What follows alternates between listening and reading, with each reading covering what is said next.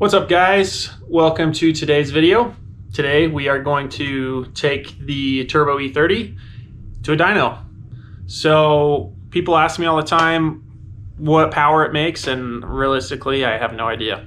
You know, I try to do the math, but I'm no mathematician, so it's a total guess. But today we're going to find out. We're going to compare it to some other newer BMWs, some cars that I've raced, and we'll see what it makes. Stick around. I forget how when you haven't driven this car for a while, it scares the crap out of you. Like, especially now that it's cold, it's like 40 something degrees today. No traction. No traction. So sketchy, but super fun. We're on our way to the dyno right now. I just met my buddy Avery at the BMW dealership. He's doing me a favor and he's driving the E30 up there. Because we're actually going to dyno something else, which we haven't talked about yet or introduced. So get ready, it's going to be sick.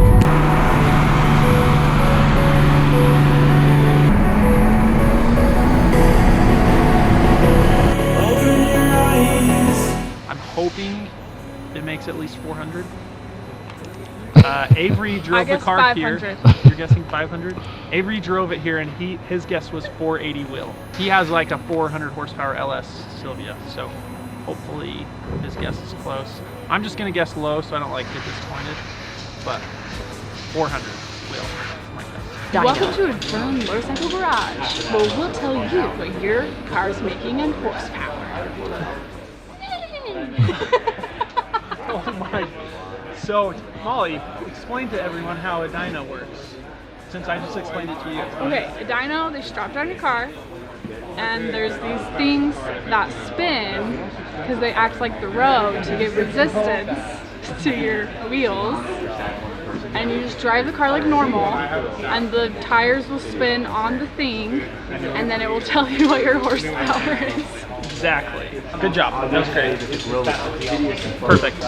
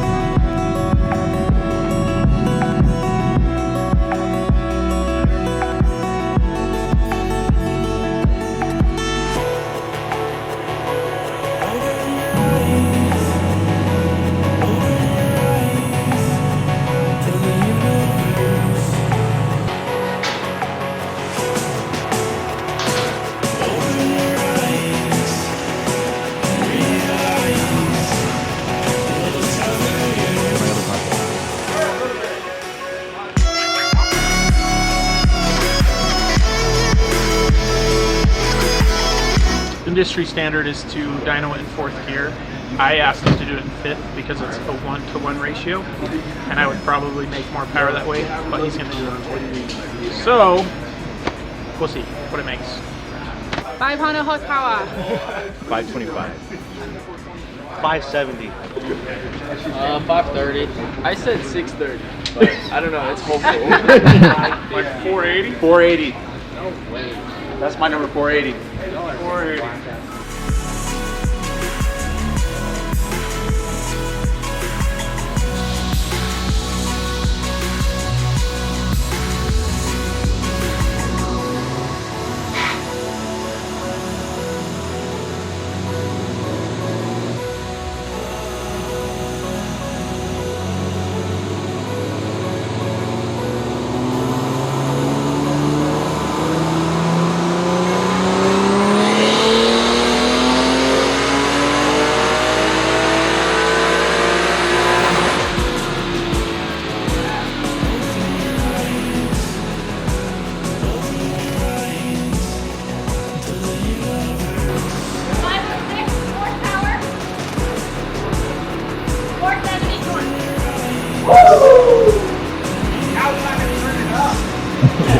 So, my car made 506 horsepower and 470 torque, which I was honestly pretty stoked with.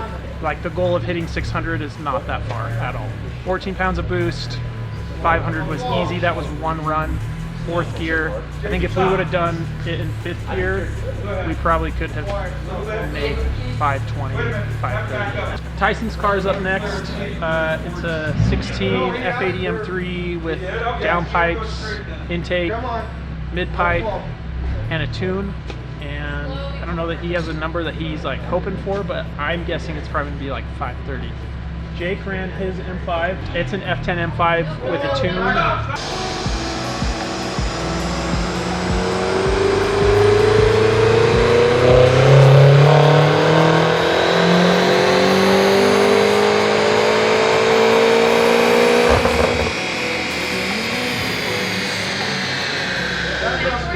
650 wheel and 720 torque. Thing is a monster. It was sick. So stick around. We'll see how this goes if we can get it on there.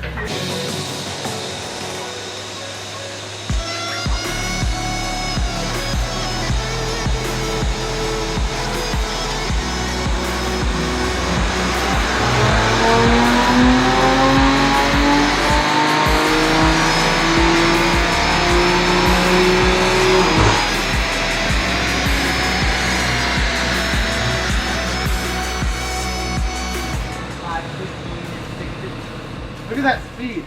Yeah, it's 165 miles an hour. You think that's right? Yeah, and he still has 2 more gears. This is a fast car.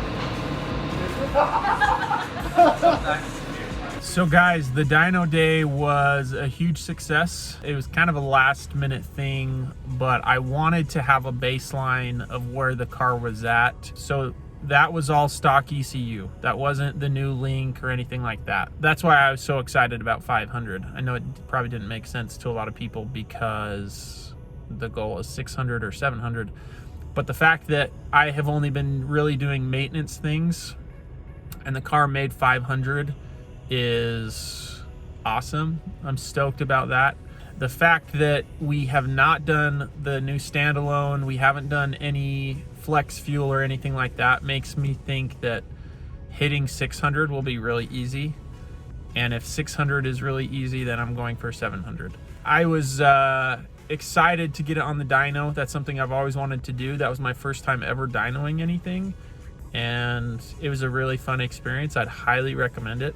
Even if you know where you're at or close to where you're at, it's just cool seeing your car up there. Super loud, it's rowdy. The video doesn't really do it justice, but in the upcoming videos, we're gonna be talking about changing over to the link, doing the standalone, you know, what sensors we're gonna be using and how it's gonna affect the drivability of the car, really everything that's gonna go along with that. We've kind of decided just to kind of take things a little bit slower. Originally, we were just gonna throw the link in, turn it up as much as we could and see what the car did. And I'm realizing that the car is actually super fun at 500. Like, I have yet to, and don't get me wrong, I'm not trying to say that it's the fastest thing out there, but I've run into a lot of quick cars and very rarely am I surprised in the E30. That thing is just so fast on 500 wheel, but it's gonna get crazier as we turn it up. A big thank you to Adrenaline for getting us in. It was kind of last minute. I wasn't sure if we were gonna even do it or not, but they got us in and took care of us. Super good experience. Highly recommend them if you're in the Salt Lake City area. That dyno's brand new. All of their equipment is brand new, so they're top notch. They have some fast cars too, so they're like familiar with the scene and what people are trying to accomplish, but they're really cool. It was a good experience. So we were planning on dynoing another car, and basically when we got there, I could have done it, but it probably would have prevented Tyson or Jake from being able to run their car, and I would have much rather have them done it than the other car that I was going to do. So anyways, we will do the other car at another time and then update you as the progress unfolds. So thanks for checking in. Thanks for watching. Appreciate the love. We'll see you next time.